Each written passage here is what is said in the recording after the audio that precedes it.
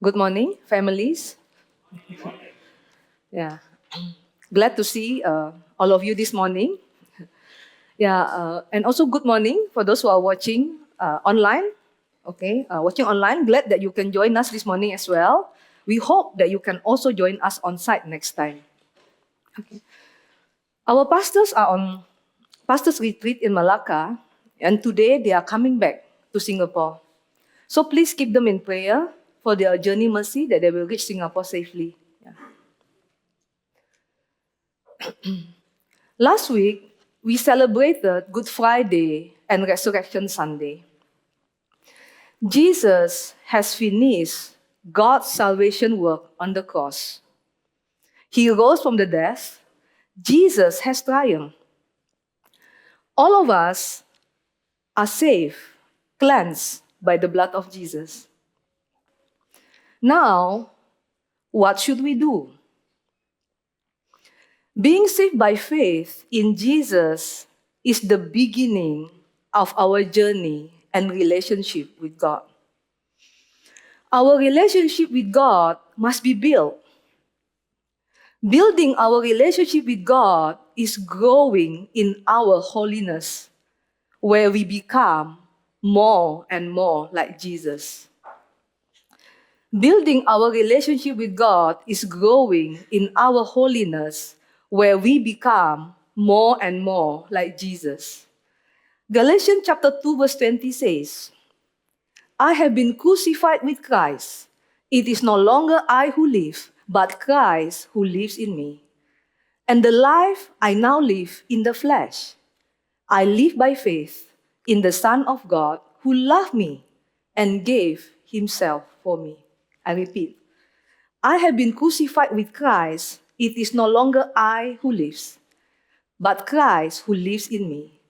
And the life I now live in the flesh, I live by faith in the Son of God who loves me and gave himself for me. All of us, we are no longer living for ourselves. We live for Jesus who loves us, and we live for Jesus every day. But the truth is, our lives and circumstances are not easy. We do experience stress in many ways, pressures in our work, our family, expectations from others and ourselves. It is not easy to navigate this life using our own understanding and the prevalent worldview that we have. It is not easy to navigate this life using our own understanding and the prevalent worldview around us. We must be transformed by the renewing of our mind, by believing what the Word of God says, and change our mind to align to His Word. We need to know who God is and living our lives trusting in who He is by faith. The title for today's sermon is Growing in Holiness, Knowing God's Nature and Character. We are going to study a passage in Isaiah that reveals who God is. May I invite all of us to read this passage together loudly? Aloud, all of us read together. Isaiah 40, verse 1 to 11. Okay, let's 1, 2, 3. Comfort my people, says your God. Speak tenderly to Jerusalem and cry to her that her warfare is ended, that her iniquity is pardoned, that she has received from the Lord's hand double for all her sins. A voice cries, in the wilderness, prepare the way of the Lord. Make straight in the desert a highway for our God. Every valley shall be lifted up, and every mountain and hill be made low. The uneven ground shall become level, and the rough places a plain. And the glory of the Lord shall be revealed, and all flesh shall see it together. For the mouth of the Lord has spoken. A voice says, cry, and I said, what shall I cry? All flesh is grass, and all its beauty is like the flower of the field. The grass withers, the flowers fades when the breath of the Lord blows on it. Surely the people are grass. The grass withers, the flower fades, but the word of our God will stand forever. Go on up to a high mountain, O Zion, herald of good news. Lift up your voice with strength, O Jerusalem, herald of good news. Lift it up, fear not. Say to the cities of Judah, behold your God. Behold, the Lord God comes with might, and his arm rules for him. Behold, his reward is with him, and his recompense before him. He will tend his flock like a shepherd. He will gather the lambs in his arms. He will carry them in his bosom and gently lead those that are with young. This is the word of God. Thanks be to God. Okay, let us pray. Our Heavenly Father, we want to thank you for this morning. We want to thank you for your great love for all of us. We also want to thank you for the word that we have just read.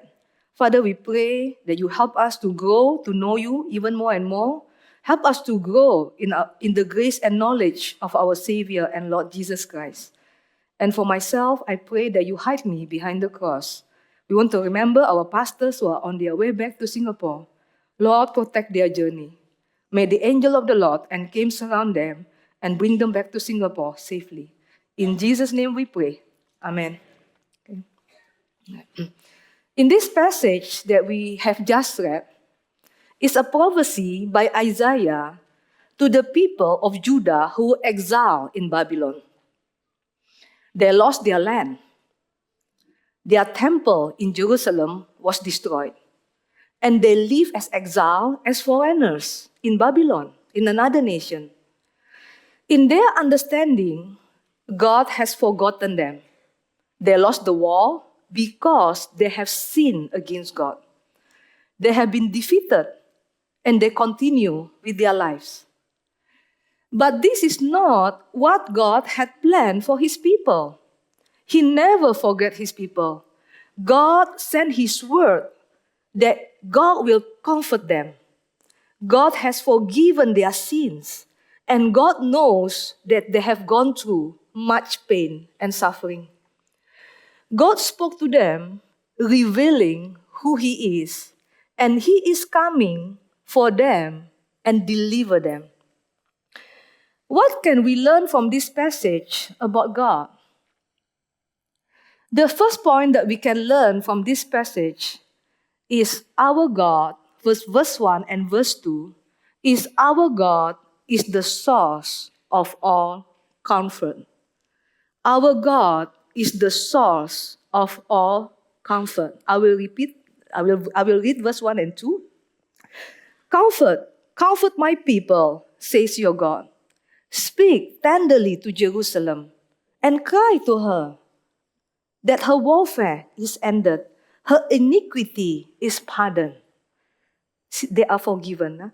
That she has received from the Lord's hand double for her sins, that her suffering is enough, is ending. God sent Isaiah to speak comfort to them. Their fighting has ended. God is sending them his comfort and help despite their mistakes and rebellions. God will bring them out from exile back to Jerusalem. God is restoring their lives. God is the one who initiated and comforted his people. God is always the one who initiated and comforted his people. He wants to restore our lives. And we should look to him alone for strength and comfort. We should look to him for strength and comfort. All of us here today have broken dreams, and we try to forget them. It is painful to remember those brokenness, but they are at the back of our mind. Today, God is calling us to come to him and to surrender to Him those pains and hurt that we experienced in the past. Let us receive His comfort. Let us allow Him to take our pain. Some of us have pains and sufferings because of our past mistakes. We sin against Him in our flesh. We made wrong choices and decisions. God is asking us to receive His comfort and His forgiveness. Surrender to Him all our past, all our mistakes. God is extending His love and forgiveness to His church, AMKMC Methodist Church. And all of us are able to receive this comfort of His love because Christ has died for us. Christ has died for His church. Knowing that God is the source of all comfort, how can we grow in holiness? How can we grow? This comfort from the Lord is not a one-time event. We receive His comfort daily. And this comfort is the one that sustains us through good times and bad times. We always need His comfort at every season of our lives. This comfort from the Lord, from God, has enabled Apostle Paul to preach good news from cities to cities against opposition, persecution, pain, and suffering. Apostle Paul testifies in 2 Corinthians 1, verse 3 to 5. Blessed be the God and Father of our Lord Jesus Christ, the Father of mercies and God of all comfort, who comforts us in all our affliction, so that we may be able to comfort those who are in any afflictions, with the comfort with which we ourselves are comforted by God. For as we share abundantly in Christ's sufferings, so through Christ we share abundantly in comfort too. We can go through difficult times in our office, in our work, in our studies, in our struggle, in our career, difficult parenting season, difficult children, marital problem, and pressing on when our health is failing because the comfort God gives to His church. His comfort enables us to overcome our daily struggle. Let us trust God's heart. Let us trust His heart. Let us come to Him boldly with confidence, draw near to the throne of grace, knowing that from Him we will find grace and mercy. The second point that we can learn from this passage, from verse 3 to verse 5, is our God is the King of kings. Our God is the King of kings. A voice cries, "In the wilderness, prepare the way of the Lord. Make straight in the desert a highway for our God. Every valley shall be lifted up, and every mountain and hill be made low. The uneven ground shall become level, the rough places a plain. And the glory of the Lord shall be revealed, and all flesh shall see it together, for the mouth of the Lord has spoken." These verses describe a procession of a king. The king will come, and before the coming of the king, a road must be prepared. God is telling the people of Judah, Israel at that time, that God will lead them out from exile back to the promised land. God Himself will reveal His glory, and people will see it. These verses are fulfilled for us by John the Baptist when he prepared the coming of our Lord Jesus Christ. Jesus is the King of Kings. We see wars today and many various political tensions in the world.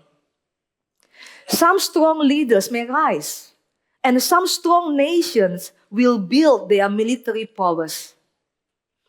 And this affects other countries, other nations. Any nation will worry and be anxious when another nation is trying to exert influence or trying to conquer them.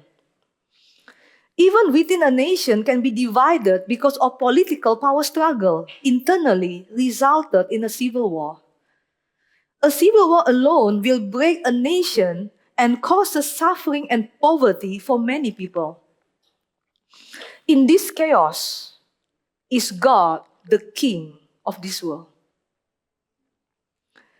Despite the rise and fall of nations, God is on the throne and God knows what is going on. Our God is always on the throne and He knows what is going on. The psalmist says in Psalm chapter 2, verse 1 to 2, "Why do the nation rage and the peoples plot in vain? In vain, useless, pointless. The king of the earth set themselves, and the rulers take counsel together against the Lord and against His anointed." When nations are fighting and plotting against each other, their actions are against God's will. And all will be in vain. All will be in vain. The world may be fighting to be number one, but God is the king and ruler of this world. He will judge all nations in His time. He will judge all nations in His time. How can we grow in holiness knowing that God is the King of Kings? Just before Jesus ascended to heaven, His disciples, you can find this in Acts chapter 1, His disciples asked Jesus whether Jesus will restore the kingdom to Israel. Jesus answered them that it is not their concern, but they will receive power when the Holy Spirit has come upon them, and they will be witnesses for Jesus, starting from Jerusalem to the end of the earth. Our calling is more than making our nation a great nation. Our calling is for the kingdom of God to reign on earth as it is in heaven. The Holy Spirit has been poured upon us, and we are called to be witnesses for this King of Kings. We must live our lives according to the values of the kingdom of God. We must live our lives according to the values of the kingdom of God. For example, forgiveness among us, faith, humility, gratefulness, thankfulness. The values of the kingdom is what we are living out daily, whether at home, in our workplaces, and in our relationship with people. Let the world see the kingdom of God through His church. The third point that we can learn from this passage is the word of God stands forever. The word of God stands forever. From verse 6 to verse 8, a voice says, "Cry." And I said, Isaiah said, "What shall I cry? What shall I cry? All flesh is grass, and all its beauty is like the flower of the field. The grass withers, the flowers fade, when the breath of the Lord blows on it. Surely, people, all of us are grass. The grass withers, the flower fades, but the word of our God will stand forever." The word of our God will stand forever. God told Isaiah to cry to the people that all men is like grass and flowers that wither and fades, but the word of God will stand forever. He is comparing about the transience, the fleeting, the brief life, the short life of a man, and the enduring word of God.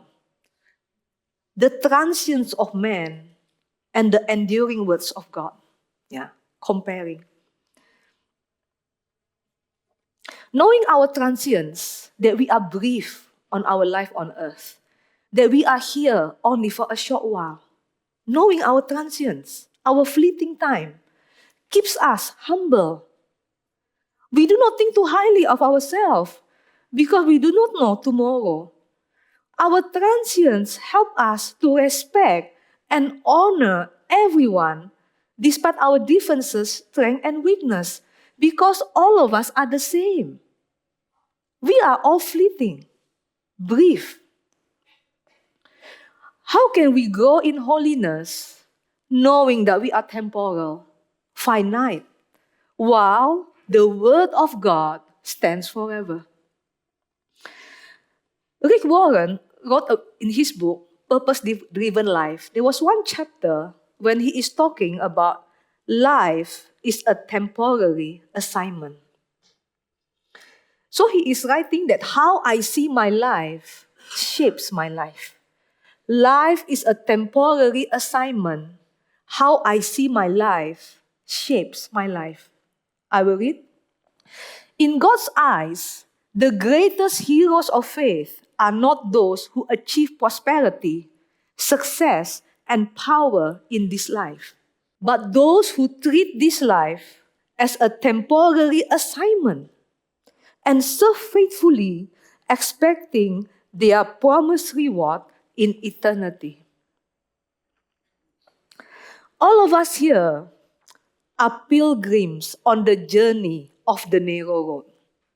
All of us here are pilgrims on the journey of the narrow road. Our time on earth is short compared to eternity. We are to use our time and resources for things that matter for the kingdom of God. How can we do that if the pressure from our society is just so real? The pressure from our society is very real. There is an article recently in China News Asia. This is just one example about children, PSLE. This is why parents go to great lengths to conquer PSLE. But what do their children say? You can read the article on your own. This is just one example how the pressure around us. Primary school leaving examination is one of the major examinations in Singapore. Many parents are very concerned if their children are not able to go to a good school of their choice.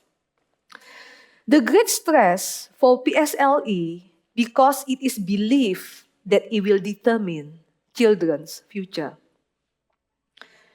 While we must be diligent in our work and our studies, our hard work alone is not the reason for our success and future. Our success and future, our success comes by trusting and clinging to the enduring word of God. We must help our children to have assurance and trust in God and not merely on their hard work. Help them to see that everything is by the grace of God. Help them to see that everything is by the grace of God, knowing their steps are established by the Lord. Even if they fall, the Lord uphold their hands. Even if they fall, the Lord uphold their hands. The enduring word of God is what we can clinging on in times of trials. We must love His word, reading and meditating on the word of God daily. Let our eyes, let our faith be fixed on Him through trials and temptation. The fourth point that we are the fourth point is our God is a great God, yet gentle. Our God is a great God, yet gentle. Go on up to a high mountain, O Zion, herald of good news. Lift up your voice with strength, O Jerusalem, herald of good news. Lift it up, fear not. Says to the cities of Judah, behold your God. Behold, the Lord God comes with might, and his arms rules for him. Behold, his reward is with him, and his recompense before him. He will tend his flock like a shepherd. He will gather the lambs in his arms. He will carry them in his bosom and gently lead those that are with young. God asked Isaiah to proclaim the good news of his coming. God will come with his might and also his gentleness. Despite his greatness, he will lead the young in his arm and carry them in his bosom.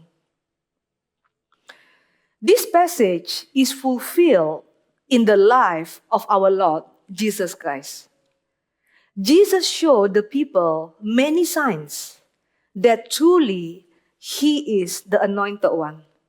He calms the storm. He walks on water, defying gravity. He provided wine in a wedding banquet and healed many who were sick. Yet, he is gentle towards sinners, towards people who are poor and broken. Jesus is gentle towards sinners, towards people who are poor and broken. Jesus showed them the nature and character of God. How can we grow in holiness knowing that God is great yet gentle? How can we grow? We grow in holiness by continually offering Him our praise and thanksgiving. In every circumstances, we respond to Him in worship and adoration. We worship Him and adore Him daily in our prayers, in our speech, in our conduct. Just like the psalmist says in Psalm chapter 145, verse 1 to 3. I will extol you, my God and King, and bless your name forever and ever. Every day I will bless you and praise your name forever and ever. Great is the Lord and greatly to be praised, and his greatness is unsearchable. Indeed, God is worthy of all praise, worship, and thanksgiving, our gratitude. Now in closing, dear family, dear family, Ang Mo Kio Methodist Church, Jesus Christ died for us so that all of us who live might no longer live for ourselves, but for Him, for Jesus, who for our sake died and was raised. Let us build our relationship with Him by growing to know who He is. Let us pray. Now I would like us to spend some time, maybe a minute or so, to give thanks to the Lord for all that He has done for us, to praise Him, to honor Him, and to adore Him.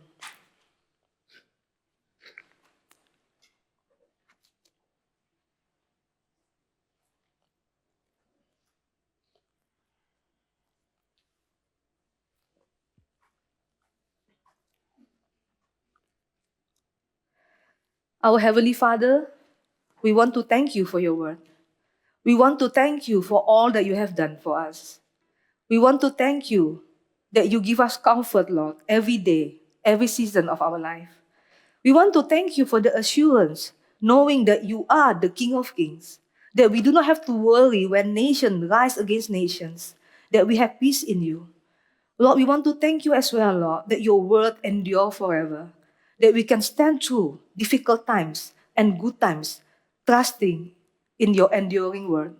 And also, we want to thank you, Lord, for Jesus Christ. Lord, we want to thank you for your greatness and your gentleness. Lord, we want to thank you for all the good things that we have received, Lord. In Jesus' name we pray. Amen.